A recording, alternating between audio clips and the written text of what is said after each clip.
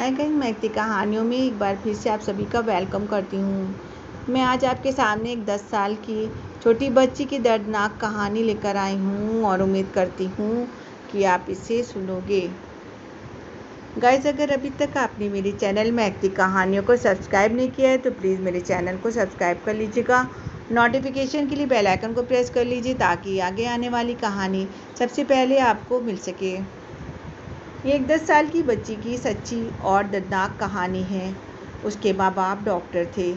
वो एक खुशहाल ज़िंदगी की तलाश में सऊदी अरबिया चले गए ताकि वो अच्छे पैसे कमा कर एक खुशहाल ज़िंदगी गुजार सकें। उस बच्ची का नाम इकरा था। वो बचपन से ही बहुत अक्लमंद थी। उन 3 लोगों की ज़िंदगी बड़ी खुशहाल गुजर रही थी, लेकिन अचानक एक दिन माँ को एक तेज़ दर्द महसूस हुआ।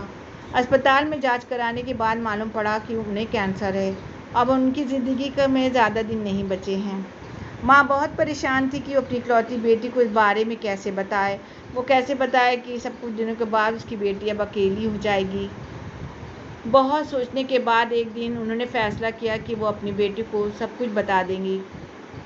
उन्होंने कहा, मेरी प्यारी बेटी, मैं जन्नत में तुमसे पहले चली जाऊंगी और वहाँ तुम्हारा इंतज़ार करूंगी।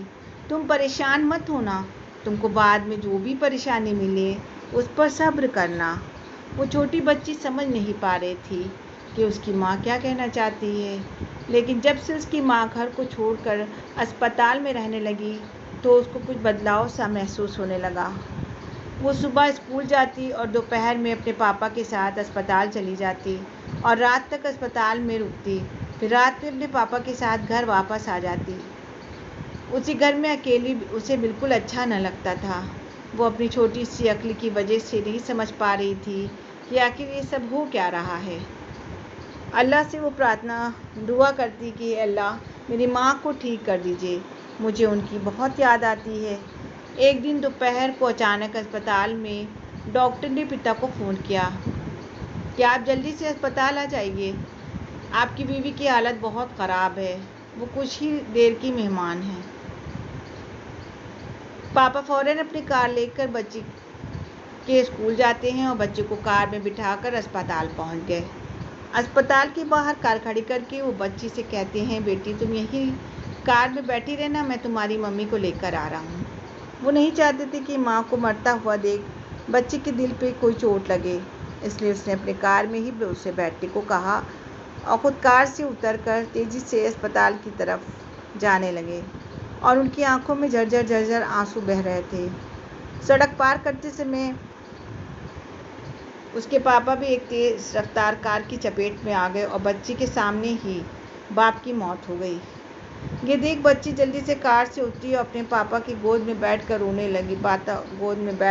लगी। पापा, आप मुझे कहाँ छोड़कर चले गए? गाइस, ये दर्दनाक कहानी अभी ख़त्म नहीं हुई है। अस्पताल के अंदर पड़ी माँ से अपने पति की मौत की खबर छुपाई गई, लेकिन शाम 5 बजे के बाद उसकी माँ की भी मौत हो गई। इस खानदान में इस छोटी बच्ची के सिवा कोई नहीं बचा। अब बच्ची का दुनिया में कोई न था। वो सऊदी अरबिया में अपने किसी रिश्तेदार को भी न जानती थी। बाप के दोस्त जमा होते हैं और कहते हैं, हम बच्ची को अपने साथ ले जाएंगे और उसको अच्छी तरह पालेंगे, उसे बड़े से बड़े स्कूल में पढ़ाएंगे, उसे किसी तरह का गम ना होने देंगे। अचानक बच्ची के सीने में भी बहुत तेज़ दर्द होने लगा। उसे अस्पताल ले जाया गया। जांच के बाद पता मालूम हुआ कि बच्ची को भी वही कैंसर की बीमारी है जो उसकी माँ को थी। ये सुनकर बच्ची बहुत मुस्कुराती है और वहाँ खड़े तमाम लोगों को कहती है कि मैं बहुत खुश हूँ। अब मैं अपने माँ बाप से मिलूँगी और मैं उनके बगैर अकेली नहीं रह सकती।